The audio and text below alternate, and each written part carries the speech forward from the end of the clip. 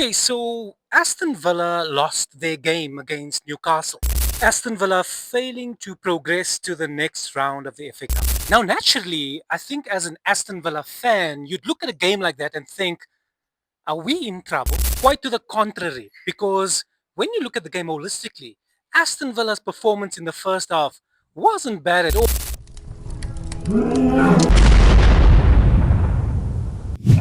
I hope you don't mind. I'm just grabbing a quick cup of coffee and let's have a quick chat about what happened last night at Villa Park.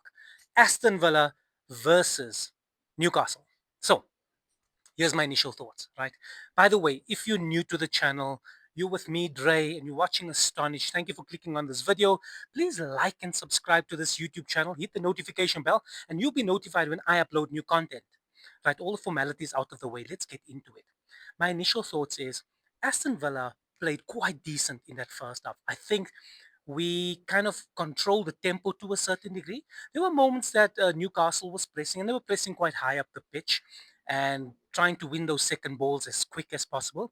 But I've seen elements between David Luiz and Onana that was there was some nice link ups and then moving the ball through to Ollie Watkins and Morgan Rogers. So I think there was some positives to definitely take from this game. And I can see that the team's kind of growing in form, especially when you look at that first half.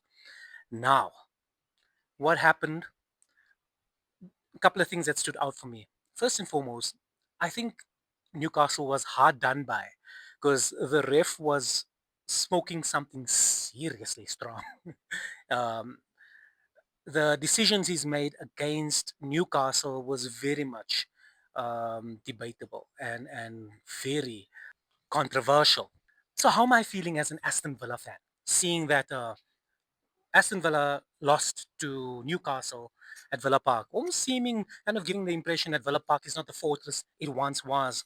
But I would argue quite to the contrary. Yes, the results didn't speak for itself, but that first half, I seen glimpses in the actual Brighton game that I could see coming through into the Newcastle game, that Villa are building something with Luiz in the position where he is and Onana alongside him.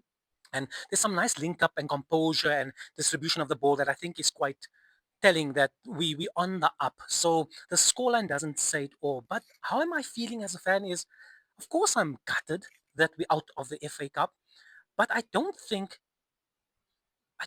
it's such a bad thing being out of the FA Cup. Yes, I want to so win a trophy this year. We need to win a trophy.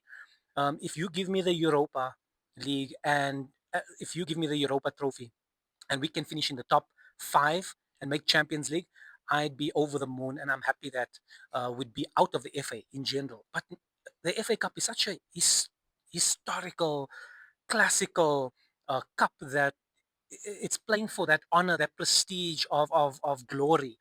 Now, moving on to the game specifically.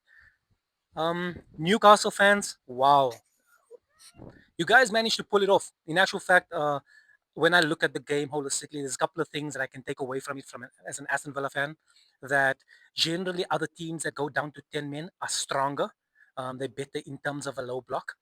I think they're able to distribute the ball a bit more effectively than Aston Villa does when they're down to 10 men. And there's a couple of things that we can pick out. But I think that Newcastle with the energy and the tenacity that you guys showed, really kudos to you and a much deserved win. And a lot went against you. The referee scores. What was this guy smoking? The mere fact that he made a call such as Luka Dean, which I'm a Aston Villa fan, and Luka Dean's tackle on Jacob Murphy is absolutely uncalled for, and I thought it was a red. I really did think it was a red. And what was really telling for me is the when Jacob Murphy took off his shin pad and kind of lowered his sock, you could see that that tackle was with a bit of force. And I think with VAR there, that probably would have been the first sending off. In the second sending off from Marco Bizzot, he absolutely obliterates, wants to destroy Jacob Murphy in terms of stopping him. And when I think about this, of the actual where the ball is being played from a Newcastle perspective, going into Villa's half, and the counter attack and that and the momentum, I think that the keeper didn't have to make that tackle. He didn't even have to be out of his box so far. And yes, even if Villa went down one goal. I would have backed Villa to go and try and get a second and see if they can dictate the tempo and the rhythm of the game thereafter. But I thought that was an unnecessary tackle. But outside of that, in that second half, Newcastle was able to unlock, I think, Aston Villa potentially at will. And to me, it speaks to it's generally more difficult to play against 10 men. The Premier League has proven that over and over. But Villa made it look easy, and that's what I'm worried about. Is that if we are too controlled and too composed, can we really be effective by having to have a proper low block or a mid block, depending, and distribute the ball with a bit more efficiency and be a bit more urgent in certain areas and play properly on the counter attack if needed to be. But the positives I'm taking that from an Aston Villa fan is yes, we're out of the FA Cup. That sucks. It's not something that I really wanted. I was hoping that we could kind of go most of the way. But I also think it's less game times now. So we should be focusing more on the league and the Europa League to solidify ourselves in the Champions League holistically. Um, I'm just surprised that Unai Emery left Luka Dean on after that tackle even. The hand, it was a blatant handball from Luka Dean. His hands is raised in the 18 area. In the what do you call the penalty box? I'm losing my words here. And Newcastle was hard done by that. But the justification behind it is Sandro Tonali. How fantastic was he? Look at that shot he pulled outside of the 18 area. You guys have a superstar there. And I think you need to hold on to him. What a player, man. What a quality player. And his work rate, he is up. He's a striker. He wanted his hat trick. He went to the front. He was playing striker that last 5 minutes to try and get that hat trick.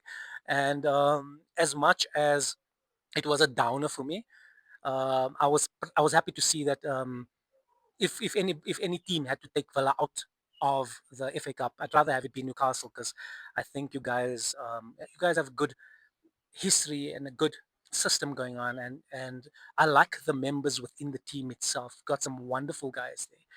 So yeah, that was just a quick match reaction. Villa out of the FA Cup.